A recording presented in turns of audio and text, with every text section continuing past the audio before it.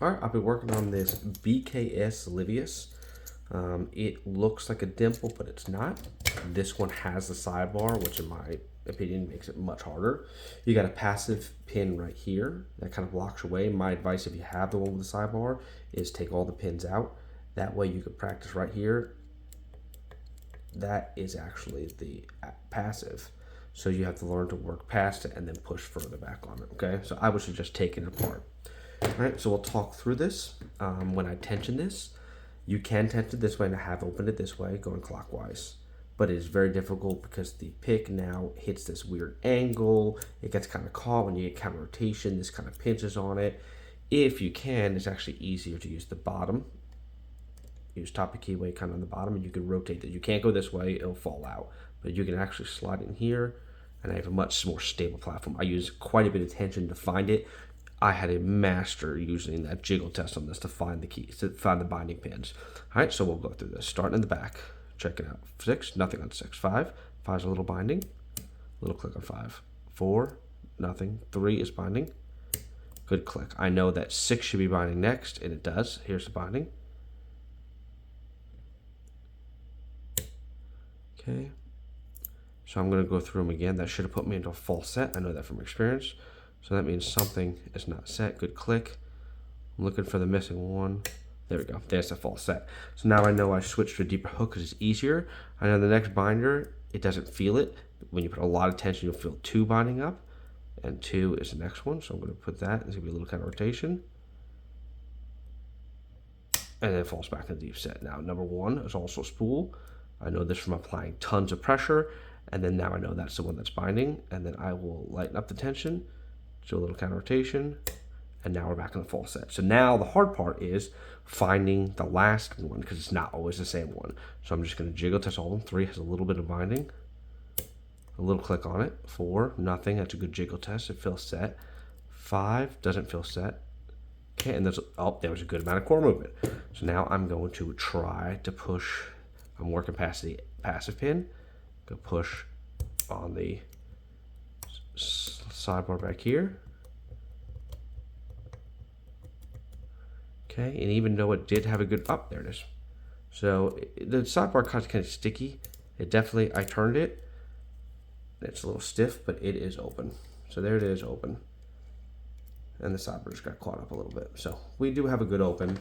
I made it look a lot easier than it is. Interesting to note too that the sidebar has a groove, but there's multiple grooves. So once you pick it, it will stop there, and you have to now go back in here, and I'd have to put the tool back in and actually press that sidebar to get it back into it. All right, so now it's closed, it works. Let's gut this and kind of show you. And because this is a kind of unique type of lock, I also am going to show you me reassembling it because it is unique. Now what I did was to make the process a little bit easier.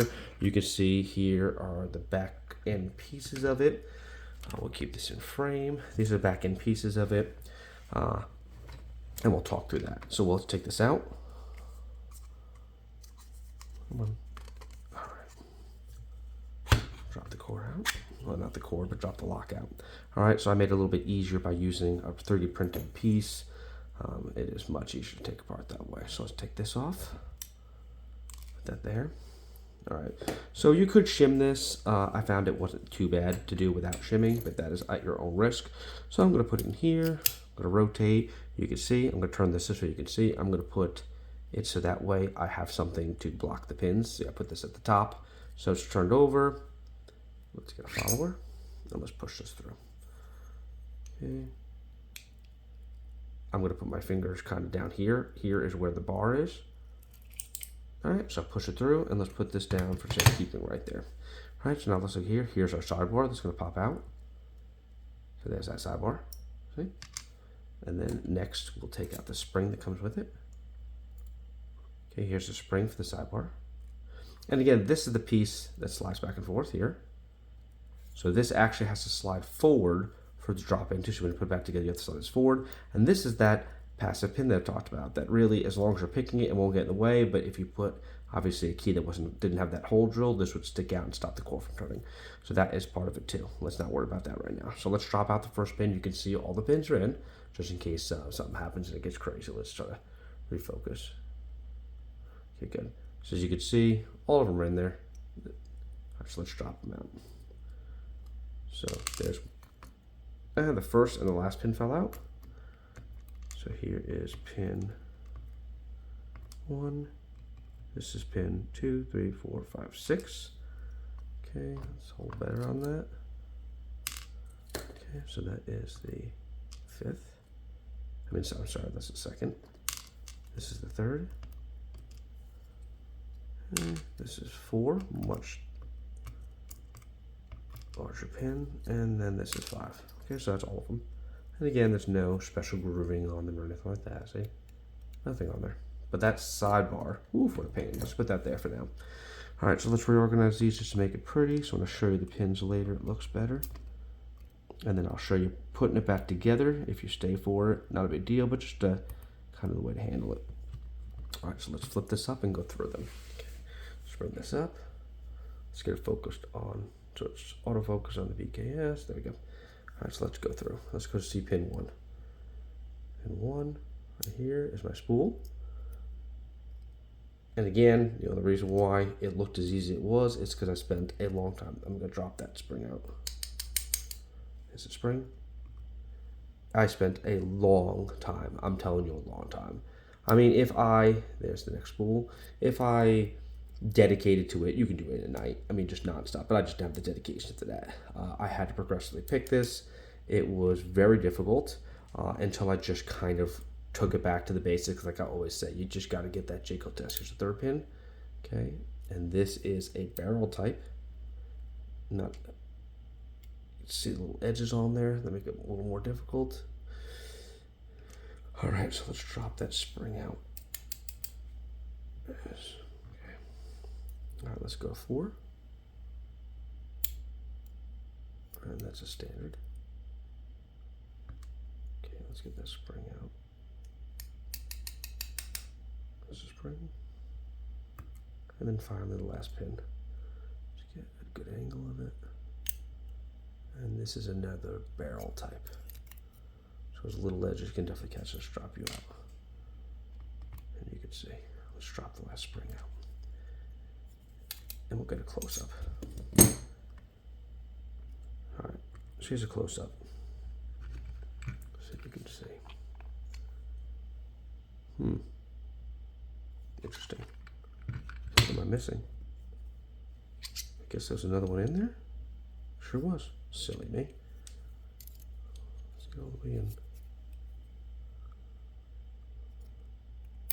And there's the last one. Standard. Miscounted. That's my fault. Got distracted. Come on, come out. Don't be afraid.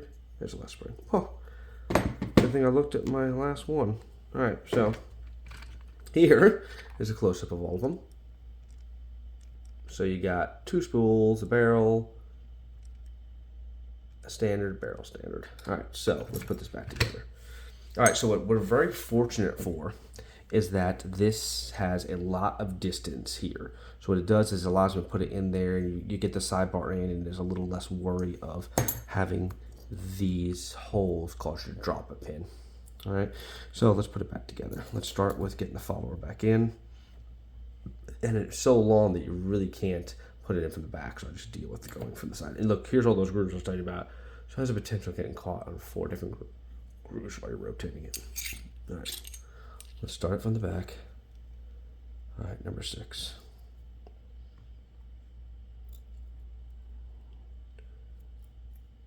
I know you can't see it, but bear with me. Most people don't worry about the assembly. I'm only doing this to show you kind of how you have to position your hands to put it all back in. Get first pin in.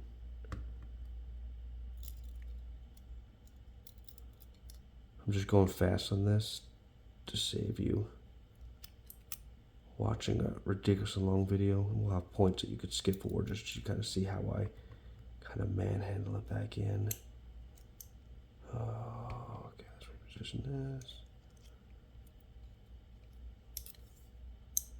Whoops.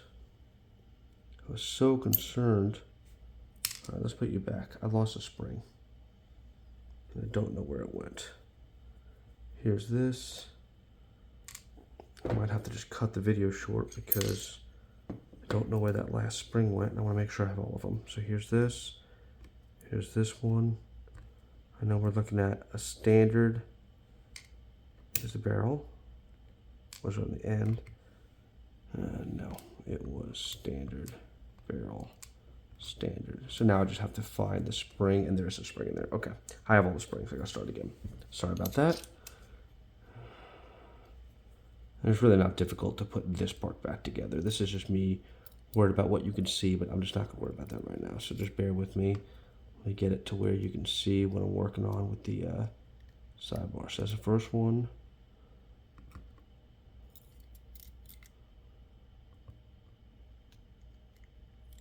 Pin 5. And my technique for this, which again, if you've put together locks, is when I push the pin and I push hard on the follower. Obviously, you don't want to damage the spring, but if you get used to it, you kind of put it halfway in, and when you push on the follower, it gives you that friction to keep the pin down, or keep the pin in place until you're able to push it all the way down. But again, if you're watching this, I'm hoping that you've had a little more experience putting them together and you have your own techniques. You got to work on your hand placement because it can be difficult putting the pins back in. So it's always just about practice. When you get very difficult higher up locks, you're worried about your springs being damaged and there's no easy replacement, and you really can't beat the original spring that goes into them. So it sucks when you break a spring. All right, so we got this guy prepped. All right, so let's put you back in your homes. Okay, so good. Again, you really don't care about this part. It's really about just how I'm using my hands. Could you shim this? Absolutely, you could shim it and probably should, but I don't. All right, let's put the spring back. Okay, there's a spring. Okay, here's the sidebar. Let's talk about that. Ready? Let's get this in. So I'm going to push the sidebar in. And again, the only way to actually push it in is to bring this slide forward. And now the sidebar goes in. So if you push it down, that doesn't go anywhere, but it kind of sticks out, so it's going to get caught there. You're going to have to push that in a little bit more, okay? So let's just focus on first getting the springs in the right position, getting this top without, to make sure that you don't have a hole with your follower where this is going to fall through. So I'm aiming this to be directly up the top, like that. That's directly at the top, so I'm going to hold a lot of friction on this side to force me to push through, and we don't get any gaps. And then by time you get to where you're having problems, you're past the springs. But what I'm going to do is I'm going to bring my thumb around here and push up on that bottom to give myself the clearance I need to get it in there. So I'm holding good tension. So it's going to give me difficulty. So what I'm going to do is I'm going to swing my finger out like this, and I'm going to push that forward and get it into position. So we'll take a little bit of practice, but of course now that I'm recording it, it's going to be making me look stupid. All right, there we go. So just a little bit of finesse. That was a terrible example of how to do it. I'm going to get this in. I'm going to pull the key out. That way the pins hold everything in position. I'll get this back in. That was a terrible example of how to put that together smoothly, but you get the idea of how you have to manipulate the sidebar now. So it's all back together. Key works. And that's all I have. In my opinion, a very difficult green belt. I really feel like it probably should be a little bit higher when you have that sidebar, but maybe this is a difficult one, and there are ones out there, you know how it is. You have one lock, and someone can have the same lock and just better, easier bitting, and just the binding works differently. So anyway, if you have that BKS Livius with a sidebar, you'll see it is difficult, and I wish you luck.